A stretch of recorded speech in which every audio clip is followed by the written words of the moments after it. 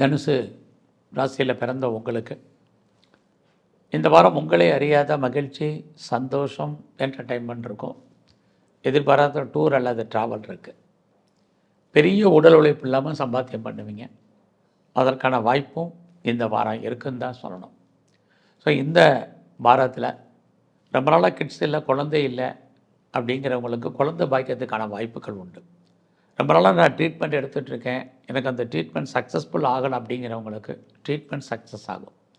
எதிர்பாராத தெய்வ தரிசனம், ஆலய தரிசனம் உங்களுக்கு அமையும்.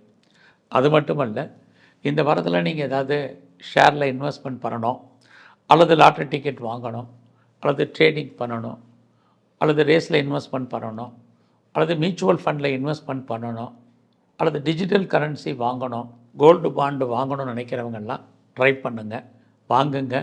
மினிமம் ப்ராஃபிட் கண்டிப்பாக கிடைக்கிறதுக்கான வாய்ப்பு இருக்குது. ஸோ இந்த வாரத்தில் உங்களுடைய முயற்சிகள் ஆரம்பத்தில் சின்ன தடை இருந்தாலும் இறுதியான வெற்றி உங்களுக்கு. உங்களுடைய உறவுகளால் உங்களுக்கு நன்மைகள், சந்தோஷங்கள் உண்டு. இருந்தாலும் ஒர்க் ப்ரெஷர் என்பது உங்களுக்கு இருக்கும். ஒர்க்கில் டென்ஷன் என்பது இருந்துக்கிட்டே இருக்கும். ரொம்ப நாளாக வீடு மாறணும், இடம் மாறணும்னு நினைக்கிறவங்களுக்கு அதுக்கான சோர்ஸஸ் இருக்குது.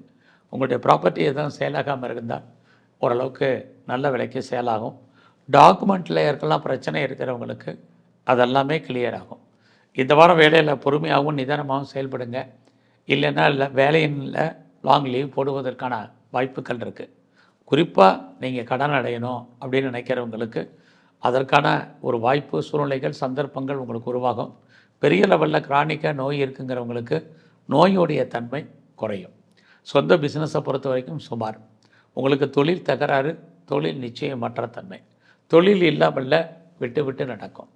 பார்ட்னர்ஷிப்போடு பிஸ்னஸ் பண்ணிங்கன்னா பார்ட்னரும் அன்சாட்டிஸ்ஃபைடாக இருப்பார், நீங்களும் அன்சாட்டிஸ்ஃபைடாக இருப்பீங்க. இதுதான் உங்களுடைய மன வாழ்க்கைக்கும் இந்த வாரம் இருக்குது. ஃபர்தராக நீங்கள் ஏதாவது ஹையர் ஸ்டடி பண்ணுறதா இருந்தால் பண்ணுங்கள். ஸோ இந்த வாரத்தில் நீங்கள் சனி பகவானை பிரதானமாக வழிபாடு பண்ணுங்கள். அதோட துர்க்கையை தரிசனம் பண்ணுங்கள்.